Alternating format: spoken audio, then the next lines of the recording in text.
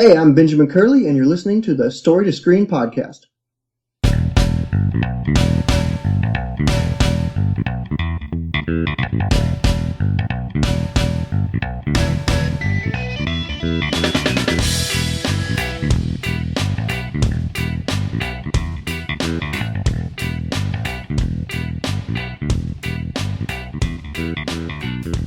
Well, hello everybody, and welcome to a brand new episode of the Story to Screen podcast, the movie review podcast. We review all different kinds of movies every week.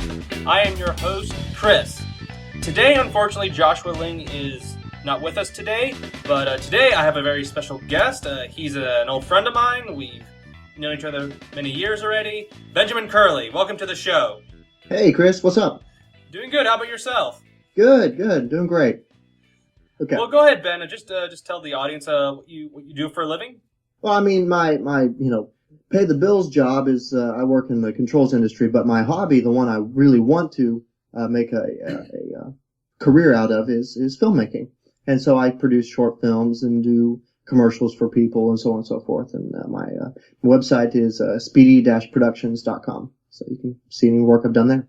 So what kind of things have you done lately? I've seen some of your stuff, but I know you've done like a commercial for a clothes store, right? Mm-hmm. Yeah, I mean it's been a few months since we've had any work. Kind of haven't had time to advertise, but we've done a lot of commercials. We did a couple years back. We did a contest for the Crash the Super Bowl Doritos. We submitted a commercial for that, and then just various short films and comedic skits, basically. I think one or two films I actually helped you on, I think. Yeah, I think so. Let's see. I think there was another one. Yeah, but yeah. Well, today's review, in honor of the new Hobbit movie, The Hobbit, The Desolation of Smaug, which opens up next week, today we'll be reviewing the first film in the Hobbit trilogy, The Hobbit, An Unexpected Journey, directed by Academy Award winner Peter Jackson and starring Ian McKellen, Martin Freeman, Richard Armitage, and Andy Serkis. Yay! Yes. Anyway, Ben, since you're new to this show, we usually start with a thing called weekly segments.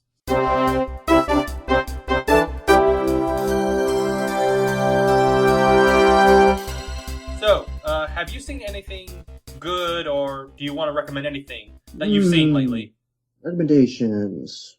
I can't really recall. I've seen a lot of films this summer, and they're all blanking out right now. There was a few that I recall seeing that were really good. I mean, I did enjoy Thor 2 quite a lot. Okay. And then another movie I've recently seen was Hunger Games: Catching Fire. I saw that. Is that any good? It's good, but it's got a lot of problems, and a lot of the readers who are fans of the book don't seem to understand the story as much, and they sometimes they confuse Katniss as a hero when she's really not. Okay. She may be the focal point of the story, but she's not a hero. She's actually a pretty lousy character. Really? So okay. It's really it's really interesting. It's a large source of debate amongst a lot of people. Yeah, I know that the story is kind of about these young adults, and they're kind of going around they're competing in these games where they have to kill each other. Basically, it's almost like a game of survival. Exactly, and she's thrown into a situation against her own desire to be the symbol for a rebellion. And so we kind of follow her, even though she's a character who's not worthy of being the symbol, but she's kind of forced into the situation. So that's where it kind of leaves her. I've not seen the first one. I have really no interest in any of those movies, to be kind of honest. I guess because it was like, is this the new Twilight type of thing? It's getting to be that way, truthfully. I mean, okay. In the second film, the love triangle was painfully obvious. There's really only one or two likable characters in the whole film. The rest of them you just kind of deal with. Okay. But, yeah. Oh, man. I just have no interest in that movie. I saw a Christian movie that I would like to review very soon. Between the Walls. It's a movie about a young man who struggles with his own personal anger issues. And have you heard of this movie? No, I've not. I've not heard of it at all. It's actually, if you've heard of that movie, Bringing Up Bobby, a Christian movie that came out a couple of years ago. I think so. Yeah, it wasn't bad. It was, I mean, with Christian movies, you know what you're getting with a Christian movie. It's the Oh acting's yeah, you're going to get the typical, pretty predictable story, but there was similar characters. But there was something about it that really impacted me personally, because it was a young man trying to come to terms with his past because he had an abusive father. Because I don't want to really give too much away, but it's a very, very powerful movie, and there's a lot of scenes in that film that really, really, really touched me in a very moving way, because it just made me realize, how much I have to overcome, because I kind of deal with my own little anger issues myself sometimes.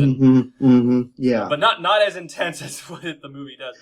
But what year did this film come out? I think it was 2009. Okay. And the way the screenplay structure is kind of interesting, because the young man listens to his father because he actually was recording their conversations throughout the house. And basically in the basement he finds all these old tapes that his father had stored away. In the basement it's all the recordings that occurred in the house, and manipulating his family, listening into their conversations, and he basically almost, in a way, almost stole his son's liberties at points in time. And he claimed to be a Christian, but he was very abusive. And it's a really powerful film. I think I would highly recommend it. Nice. Check it out. I have to look into it, yeah. Okay. Well, anyway, as we promised, today we'll be reviewing The Hobbit, An Unexpected Journey. My dear Frodo, you asked me once if I had told you everything there was to know about my adventures. While I can honestly say I have told you the truth, I may not have told you all of it. Bilbo Baggins. I'm looking for someone to share in an adventure. I can't just go running off into the blue. I am a Baggins. Wait! Of Bag End. The Hobbit is a prequel to the Lord of the Rings trilogy. Now, would you care to share with us your personal opinions on that trilogy from 10 years ago? Ooh, trilogy from 10 years ago. It was really good. I watched the first film. My mom brought home the first film, The Fellowship, on VHS. Yes, I have that. Yes. I'd never heard of The Lord of the Rings or Tolkien before. Same here. So, and she came home, she brought it, and she said, this is based on a classic book. And so we watched it all the way through, got to the end, it's like, oh no, they can't leave Frodo and Sam there like that. This is just so wrong. And then find out, it's like, oh, we got 2 more movies. Okay, good. That got me into reading the books and then watching the films. Oh, okay. It was really, really good. Did you read the books before the second movies, the last 2 movies came out, or was it after you saw the movies that you read the books? For the second film, I think I had read the first and second book at that point. And so when I went to theaters, I was familiar with the story. And actually, a lot of movies, you read the book, you dislike the film. Yes. But it actually helped me out enjoy the film a lot more in this case. One of the few movies that actually sticks with the book quite well. I love those movies to death. Those are 3 of my favorite movies ever. There is no other movie that I can think of that compares to just how perfectly structured those movies are. And yes, they're based off of books, and so they had to work off of that. But there was so much that could have gone wrong. Oh, yeah, no. And those books were not designed for regular story structure for a movie. They had to do a lot of rewriting. Oh, yeah. And you watched the appendices, right? The Lord of the Rings appendices on the DVDs. You just see just how much they had to trim out just to make the film work. Oh, yeah. And I can't think... No, and they lost Tom Bombadil. Oh. Well, we got we got Radagast in Hobbit, but we'll talk about that later on. So going to The Hobbit, were you excited? What was going through your mind at that point in time? Well, when I watched The Hobbit, I had certain expectations on it because of Lord of the Rings. I expected it to have a certain feel and style that I was familiar with, but I also knew that it was going to be a very different story, just because of the way the book is written and the focal point of the book. And so, going into it, I don't know, I enjoyed it immensely, but it was a very different feel. It was very comedic, and it didn't seem to be as well. I mean, the book wasn't either. It wasn't as Dark. dark. Yeah, It wasn't yeah. as serious. The jeopardy of the situation was not as No. overpowering. But yeah, the movie got a very mixed reception, and I think the criticism was more towards that particular aspect, that the movie wasn't dark. It wasn't Lord of the Rings. Mm-hmm. Yeah, I mean, well, you could tell by the trailer, and then, or just by watching the trailer alone, that they were going to try to tie it in a little bit with the other films, with the Lord of the Rings films, with the other trilogy. And watching the movie, that was abundantly clear, and I think that's where they really had a hard time balancing it between keeping it isolated on its own thing and then mixing in a little bit.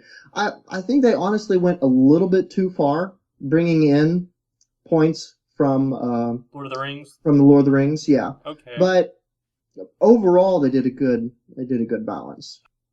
I don't know how well the film has held up in a year.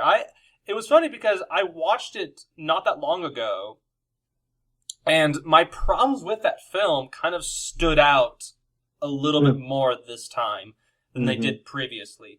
But the first time I saw it, I was just immediately just transported. I was like, I'm back home. It was that feeling. And the Howard Shore score really won me over. I mean, let me just say. The new themes he created, amazing. Yeah. I think of all the good things from this movie, I think the score is terrific. Agreed. I own that. Do you own the soundtrack? Yes. I got the collector's edition. It is amazing. I love listening to that, especially when I'm exercising and all that stuff. It is seriously, yeah. Especially the war chase piece. Yes. Especially when I'm running, I'm like, yeah, there's no war catching me. It's so motivating. I know, right? Yeah. But here's the weird thing going into this movie. I knew that this was going to be a different movie. I knew the book. That it's a very completely different tone.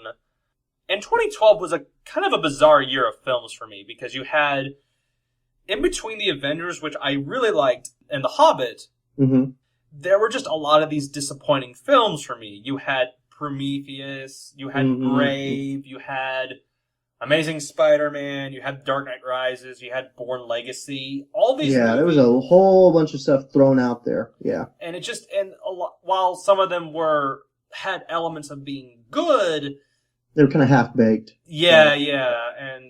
And so I think that helped me lower my expectations to some degree with The Hobbit, because I knew that I knew in my mind that, okay, this is not going to be Lord of the Rings, this is going to be completely different.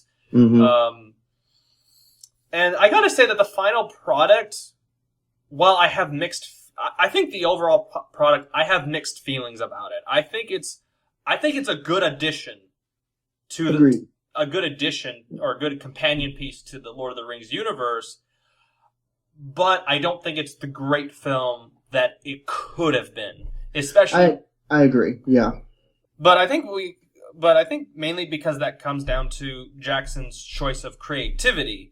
Because one of the things I noticed was he went overboard with the CGI in this movie, I think. A little bit, yeah. Like, one of the things that made Lord of the Rings so great was how it was a very organic feel to it. There was something organic about it that made you believe that this world was real. And this one didn't have that feeling. It felt more like like a video game at times, which I agree. I especially, I can think of specific scenes that it did feel like a video game or something like that. Yeah. Yeah, I mean, there were some great action scenes that do have that kind of video game-ish moment, especially like when the dwarves are running away from the orcs in Goblin Town, I think. That's just the one I was thinking of. Yeah. Well, I mean, it's hard not to when you've got one of the best visual effects companies at your disposal in the world. Yes. It's kind of hard not to use them. Yeah. Let's go ahead and just start out with the structure of the movie, because the movie, of course, is based on a book, and it's a very simple book. It's not really deep. It's not really He doesn't really throw a lot of these huge philosophical ideas. It's a very simple children's book. It's exactly what I was saying. Yeah. Yeah. Mm-hmm. Have you read the book? I have. Yeah. Okay. No, it is a very easy, light read. What I would consider light read. For most of your children these days, it'd be an intense read. But Oh yeah. I think it's more.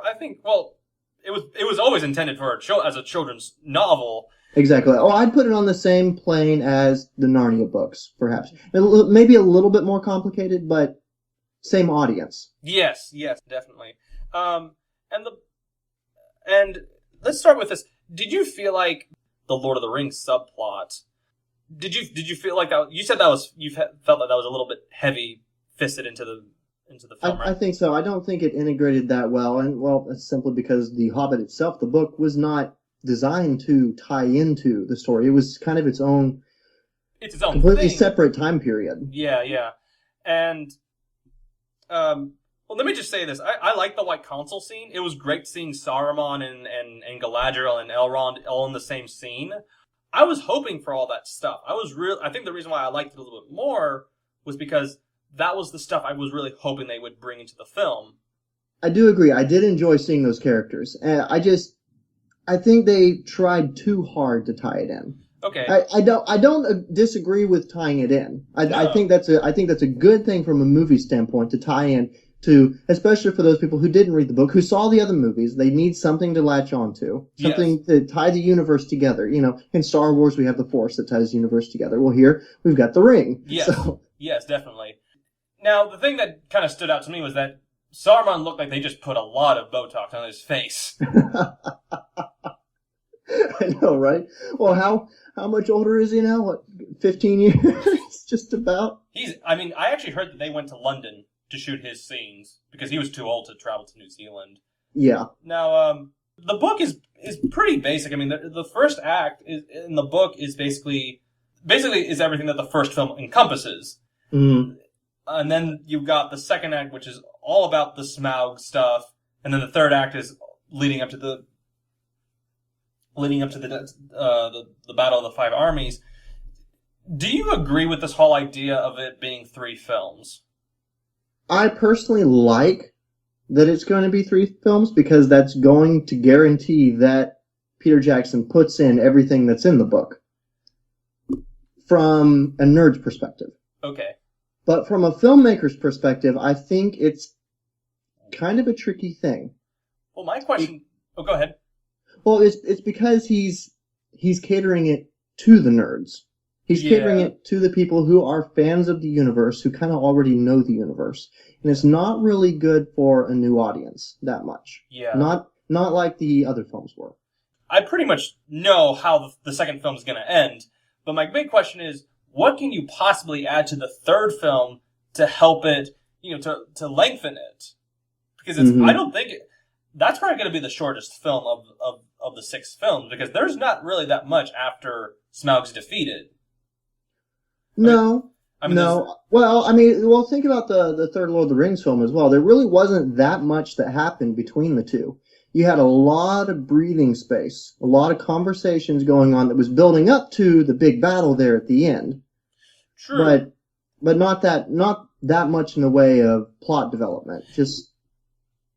Well, the thing with Lord of the Rings was that you had, you had the appendices, and I think that's what he's definitely using. He's using the appendices to help fill in the gaps, and I think that's a good thing because there's some stuff going on around the time of the Hobbit that really connects to Lord of the Rings and all that stuff. Mm-hmm.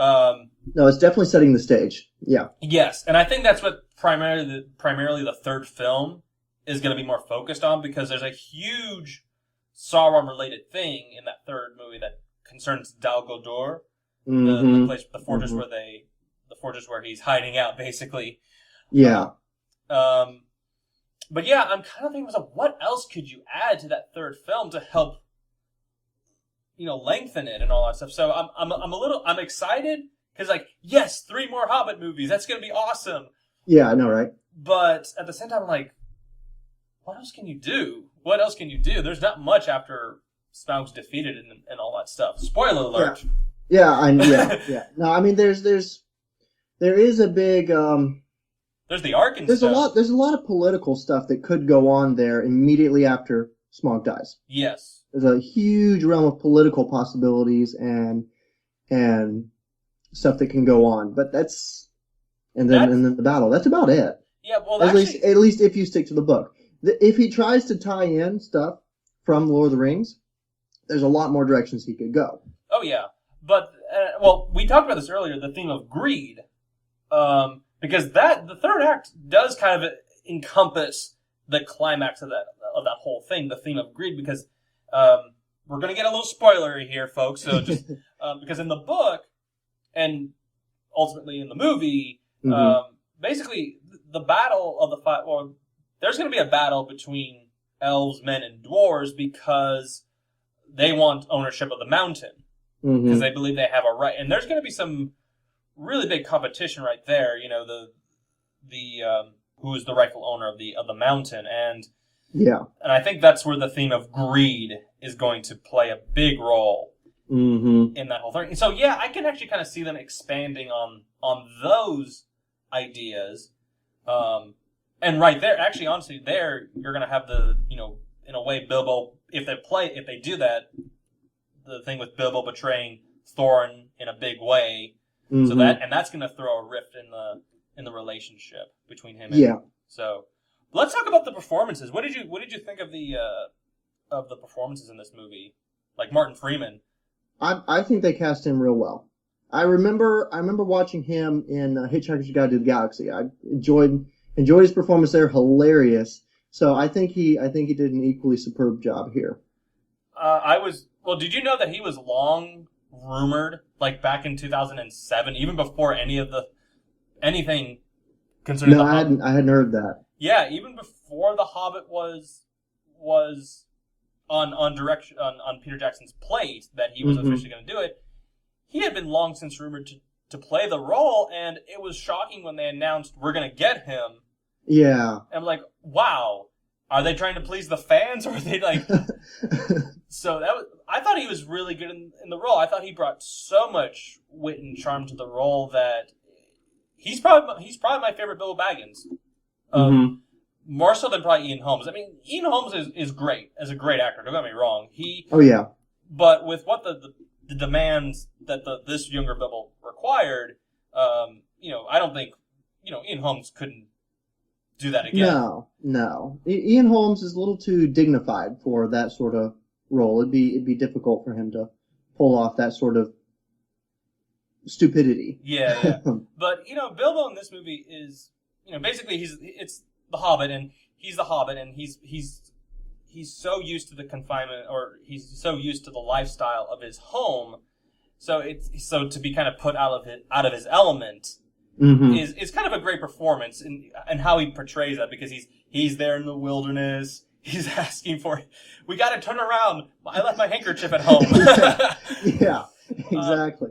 It's like totally oblivious to what's actually going to be required of him. Yes. And then it's funny too, like when they're gathering and he's signing the contract, he's like, "Oh no, don't bother with getting a horse for me. I've got good hobbit feet and all this stuff. I can walk. I can keep up." And then it's like, do you know how far we're going? We're not just going over the hill over there. We got to go hundreds and hundreds of miles. But anyway, yeah.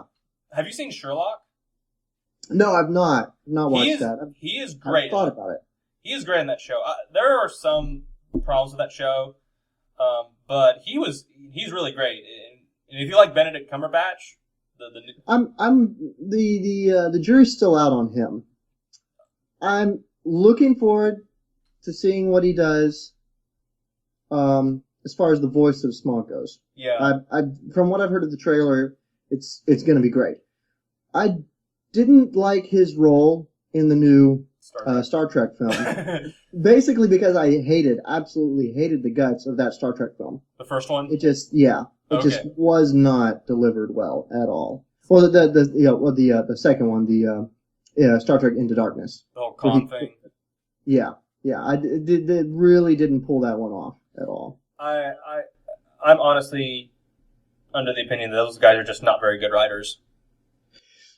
Yeah, I mean, J.J. Abrams, he's got some amazing stuff, but he's got his own unique style that can sometimes fly in the face of other people, and I'm reserved as to what he'll do with Star Wars. I'm optimistic, but I'm hoping he does something original as opposed to like Superman Returns, where it's an homage movie. You know, exactly. And I think he will. I'm very optimistic because he seems to be listening to all the fans. He seems to understand what it takes to what made Star Wars good in the first place. Yeah. So I'm optimistic. For that. But as far as Benedict Cumberbatch, as an actor, I haven't really seen much of him. Okay. Like, truthfully, the only movie I've seen him in was Star Trek Into Darkness. Okay. And he did a good performance, but he didn't do a good Khan.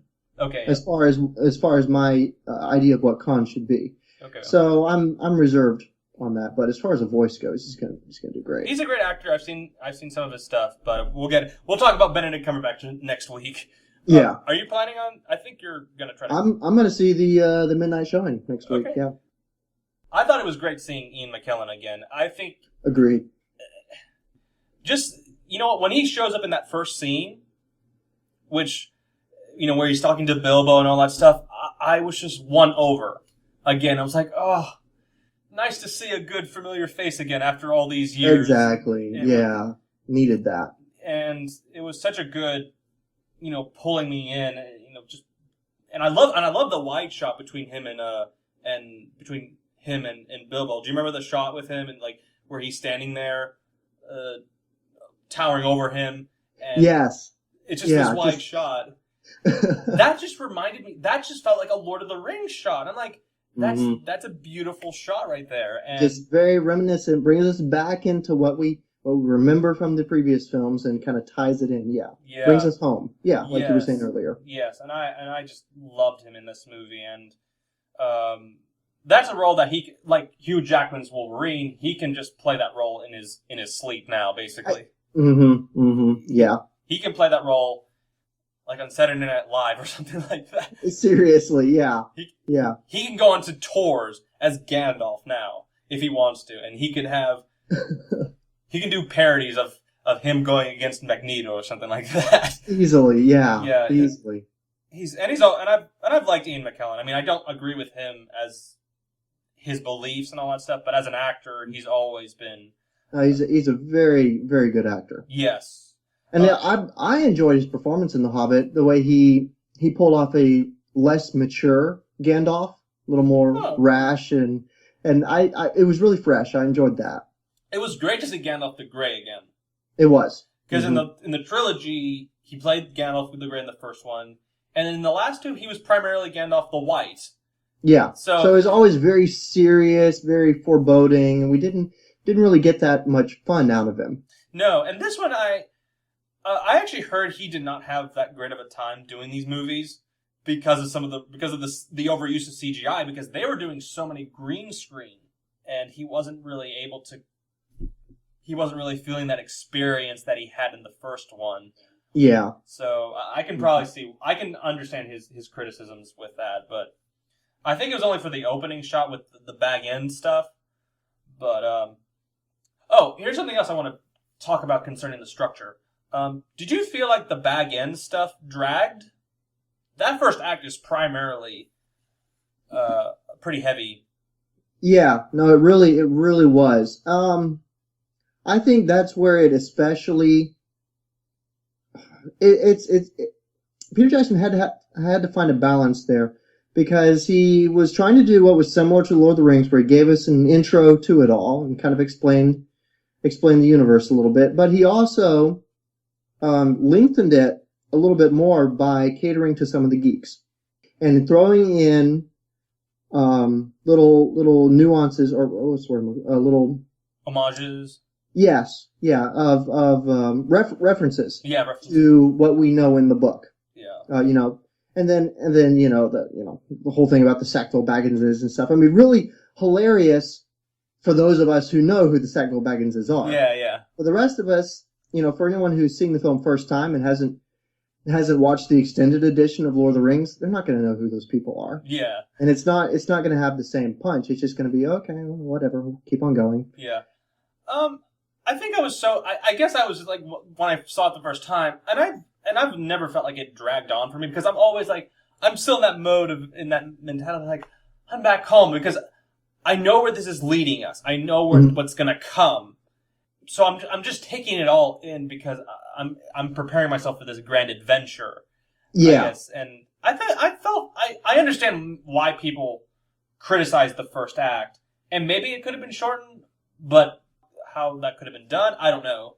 As you said, like the Baggins stuff. I mean, you had to kind of show a little bit with the dwarves, show their mannerisms and all that stuff, and then kind of show Bilbo's mentality towards the idea of having an adventure and all that stuff. So you had to. Yeah. But anyway, let's focus primarily on Richard Armitage. I thought Richard Armitage did a fantastic job as Thorin Oakenshield. I thought he was great. I was shocked when they announced him because I had seen him in some things prior to Hobbit, and I felt like that's perfect. Yeah. Got to do something with the face because he doesn't look like a dwarf. But I felt like he was great in the role, and he kind of filled in that gap or that missing presence of Viggo Mortensen to some degree. And yeah, as the very noble, distinguished character. Yeah. Yes. Yeah. Mm-hmm. So, as the princely, kingly type. Yeah, I agree. So, what did you think of him? Have you seen him in anything? No, I've not. I probably have, but I can't recall what else I may have seen him in. But no, he did do a really good job in that. He fit the part perfectly, and I think he really lined up with what the book was trying to portray about that character. Oh yeah, yeah. And in the book, he's a very, very stubborn, especially in those first acts. He's the first couple chapters, especially like when they're on the road and all that stuff. He is depicted as a very, very selfish dwarf who really just wants to reclaim his homeland. But there's almost like a pride to him and just an arrogant individual. And I felt like he captured that masterfully well. And you also got the reason why.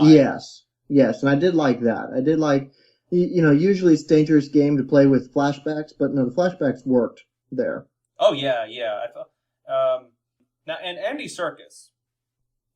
What can you say? I thought Riddles in the Dark. That was amazing. That was when I went to go see it at opening night.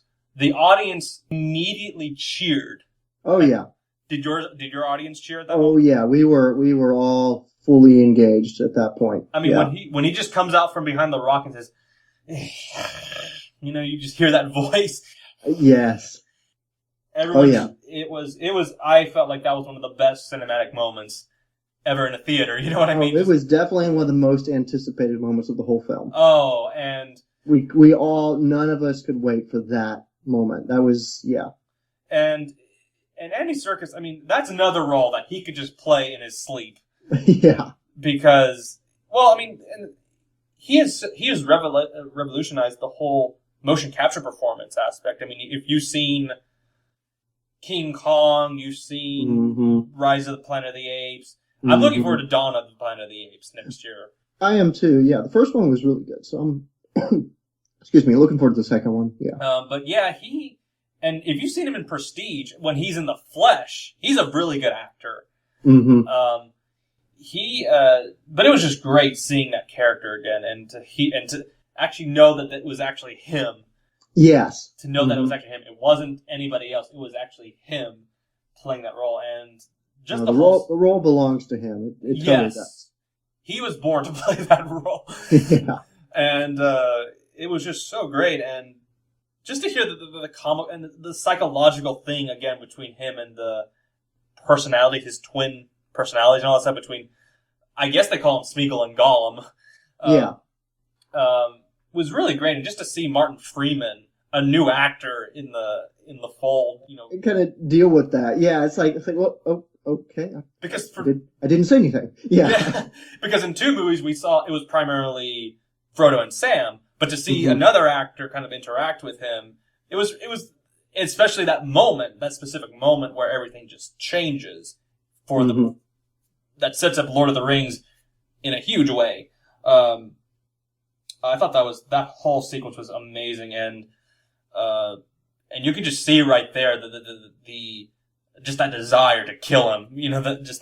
Yes, he played that magnificently well, and that's a great, great scene. Unfortunately, the extended cut didn't really extend that seen anymore. That's a shame. But there actually isn't really a whole lot in the extended cut, but I'll get into that later. But let's go ahead and just start with our positives. Like, what did we like? You want to go ahead and just name some of the things you really liked about this movie? Well, I mean, as you mentioned earlier, I loved the score. The score was really, really well done.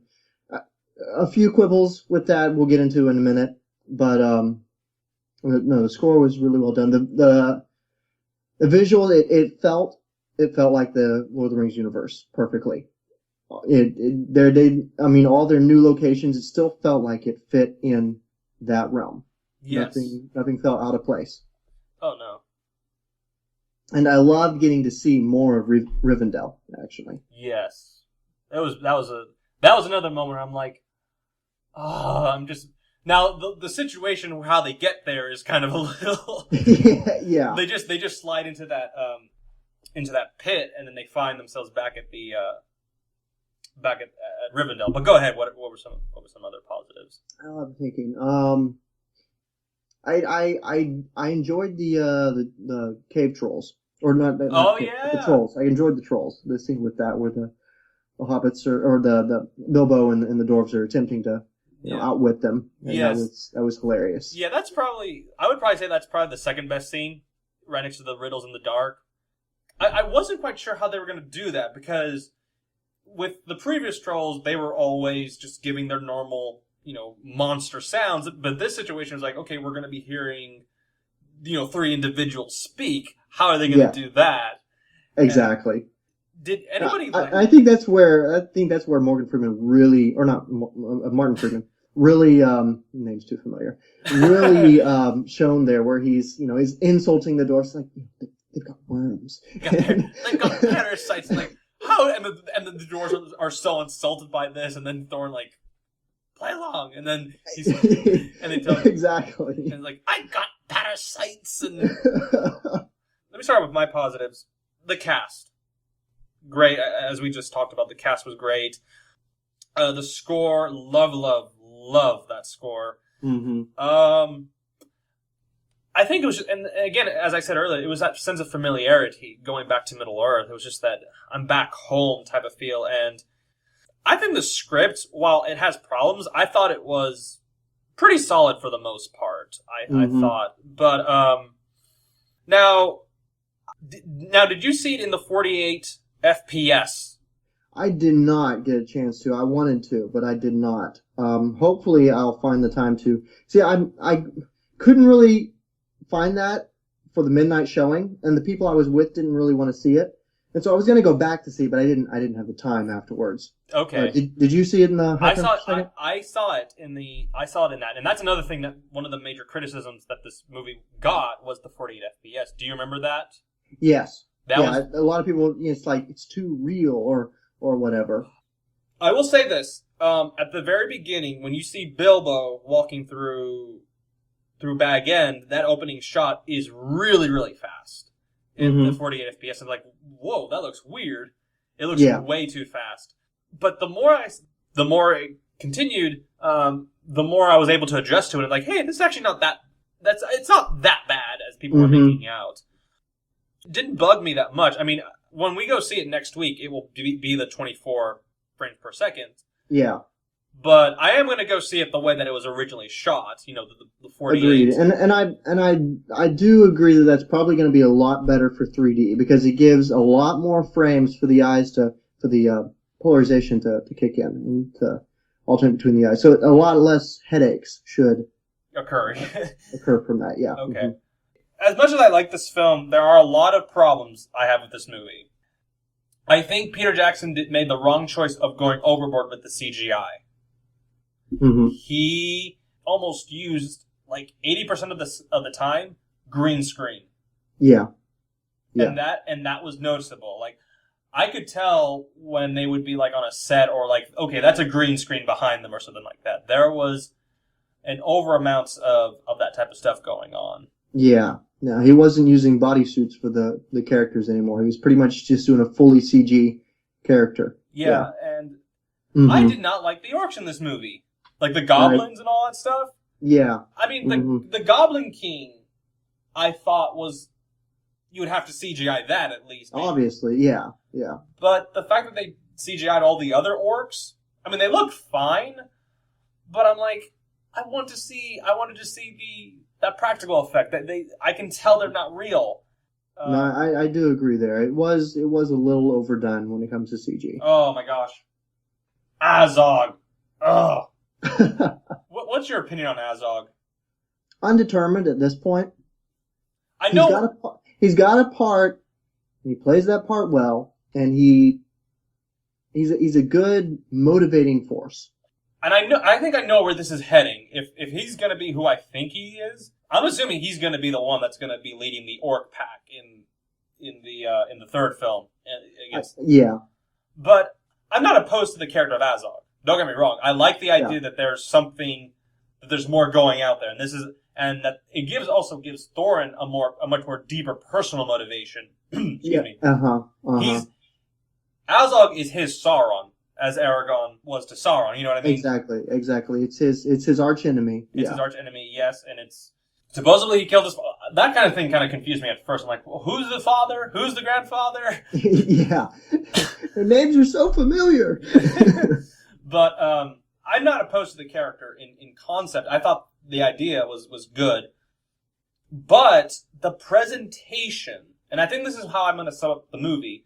But it's the presentation of his character that I did not like, because it's basically it did not look real. I'm looking at him and I'm like, it's not even real. Like, you look at Lurtz, the orcs from the first film, and there's like, you feel that they're real right there. Yeah, you feel genuinely threatened by them. Yeah. No, this guy's like a CGI monster. Like, oh, you don't look intimidating at all. I'm going to be very honest. I think the action is not its best here. It didn't feel as intense. Now, I think that may have been partly due to the entire film not being as intense. It wasn't as important. Each battle was not, it wasn't a, let's save the whole Middle Earth sort of. Yeah. It was just let's just save our skin. Yes, that's what it was. And you could tell, because since they were using so much CGI characters, CGI orcs, I should say, you could tell when the actors were just hitting mid-air. Yes. I mean, the action scenes were good, but when you look at something like the Amon Hen battle scene or Helm's Deep, it all feels real, and it looks like people are just smashing and crashing into each other and all that stuff, and it felt real to me. It felt very, very real. No, I agree. It looks like something an actual person could pull off, whereas in The Hobbit, it looks like more of something we might see Spider-Man pull off. Yeah. Something that's beyond believability. But here's another thing, too. The movie was shot it was intended to be a 3D movie, and I think that's what... I think that's cinematography dictates that, yeah. And just the effects, I think. And there are some good sequences in 3D, especially like the stone giant sequence. Mm-hmm. That was great in 3D. It was. Well, 3D is kind of a gimmick right now. It doesn't really integrate well, and that's what Peter Jackson's trying to do. He's trying to find a way to integrate 3D and make it a thing that helps assist the storytelling. Yeah. There was only one more criticism I had, and that was back to the score here. There's one point in the score where Howard Shore brought in the theme that we very much associate with Sauron or the Black Riders, and he used that theme there for sort of a triumphant or vengeful sort of feel for Thorin, and it pulled me out of the scene. Truthfully, technically, it should have fit, but there were just too many connotations and images in my head that was associated with that theme, and I was not seeing Thorin there. I was expecting Black Riders to come, out of the trees. It didn't fit there at all. Now, I want to bring in like a biblical comparison here, because the book itself is not necessarily, there's not really a whole lot of Christian symbolisms. It's more of a thematic book, and the movie itself, and it does deal with these themes that a Christian can meditate on. Again, greed, rising up and taking courage against, great odds. What is it about The Hobbit that you take away from as a Christian that makes you feel that inspires you or something like that? Well, the themes of living for someone else or living to help someone else is very clear.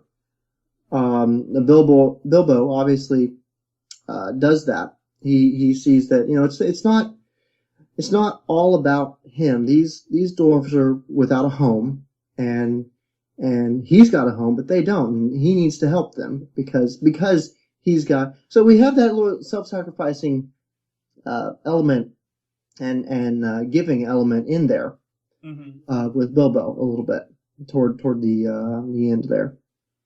For me, when he's relating to them because he has so much more than them, but then he realizes, I'm going to help you claim what is rightfully yours and give that back to you because that was taken from you. I have that. That's waiting for me back there. I'm going to sacrifice my life to help you achieve that. Yeah. I think the thing for me that I take away from this movie is just a sense of courage. We live in movies tend to depict their heroes with nihilistic viewpoints.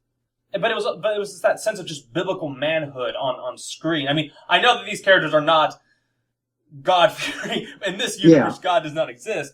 But it was, but almost in a way, there's almost a sense of like biblical masculinity that I liked, like a Gideon or Elijah, that sense, and that's what I liked a lot more because of those aspects. Look, I know you doubt me. I know you always have. And you're right, I often think of Bag End. I miss my books. And my armchair, my garden. See, that's where I belong. That's home. And that's why I came back, because you don't have one. A home. It was taken from you. But I will help you take it back if I can. What did you think of the final action set piece with the stuff with the wargs and then running into the trees? It kind of felt like a Dr. Seuss moment. I don't know why, but when the tree started, falling down and all that stuff, and there was that wide shot of the cliff and the trees are falling back, I'm thinking to myself, this reminds me of a Dr. Seuss novel. Seriously, I liked it. I liked it a lot. I really liked Bilbo's role in that particular battle. I really liked where he proved himself there.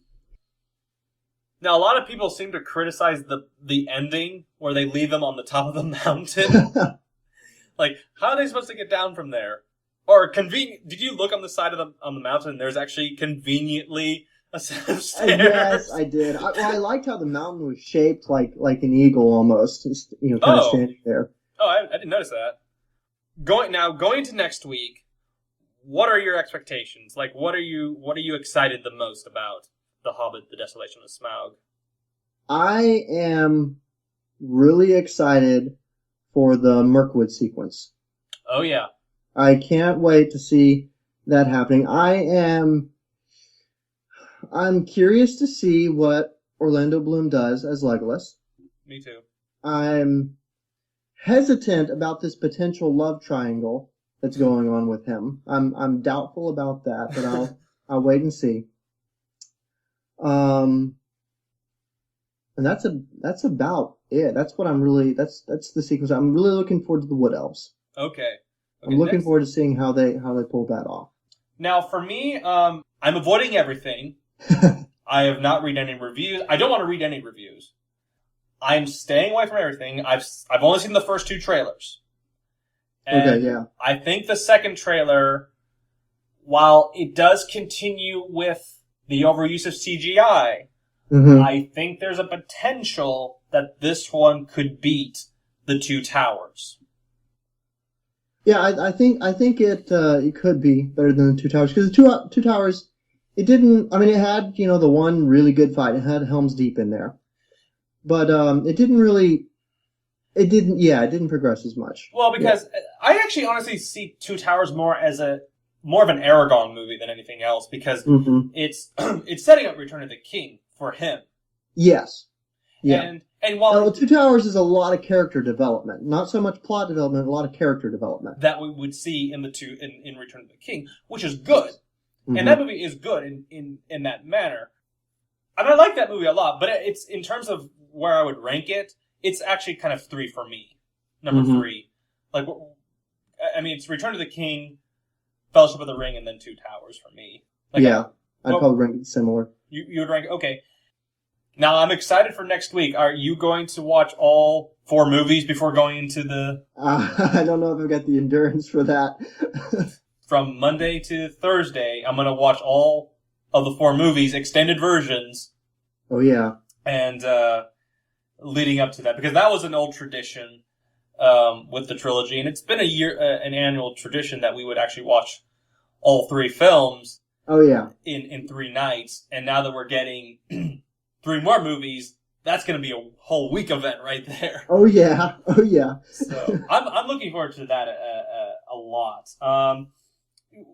What are some of your concerns going to Hobbit 2? Like, what are the things that could potentially go wrong? Yeah.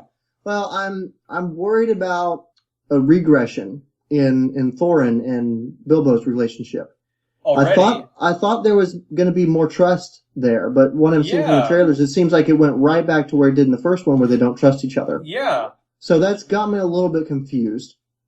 I mean, there could be a lot of factors that cause that. I could certainly imagine, greed getting to Thorin's head and causing him yeah. I know that the Arkenstone is a cause of some problems between them. Exactly. So I'm sure there's a lot more reason behind what we're being given in the trailer. Yeah, maybe. Yeah, I don't know, because I thought he earned his trust at the end, and seeing him kind of pointing a sword at his stomach is. It kind of conflicts. Yeah. Yeah. So maybe he's kind of, look, here are my terms. Don't you dare betray me. Exactly. So there's a lot more backstory that I'm sure we're gonna be obvious for us when we get there. Yeah, I think the action is gonna be better this time around, possibly. Well, there's gonna be a lot more at stake this time. Oh yeah, I believe. Yeah. With Smaug, I mean, I'm so looking to that sequence. Oh yeah. And Bard, that guy looks so much like Antonio Banderas for some reason. Luke Evans, that's his name. I thought he looked a lot like Orlando Bloom for a minute too. Actually, my sister says that same thing. So what are your closing opinions on the film generally? Generally, I enjoyed it. I think it's an excellent addition to Lord of the Rings, to Middle Earth. I think it's not as intense as Lord of the Rings. It's more for laughs, more playful, almost kind of like the Pirates of the Caribbean films. It's got its very comedic moments that's in there. And so it's a very different feel, but equally good, I think. Okay. I mean, I share the same. I think our feelings are very mutual in this. I like this movie a lot. I like it a lot. I'm looking forward to seeing what Peter Jackson does with the next 2 movies. I just look forward to spending more time in Middle Earth. I'm looking forward to next week, and I think it's going to be a great experience. And I'm really, really hoping that he manages to find that great balance of CGI and great moments that he captured in Lord of the Rings.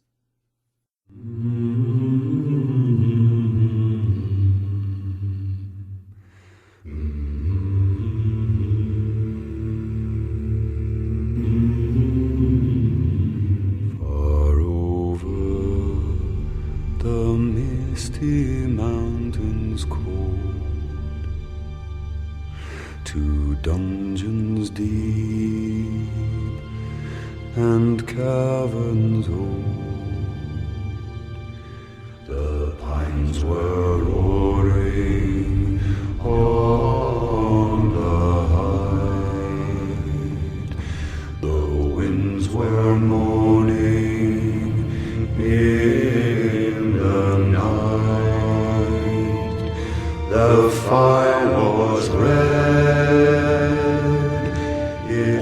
for this episode of the Story to Screen podcast. We hope you enjoyed it. I am your host, Chris. Benjamin Curley. And we'll catch you next week, and take care, everybody.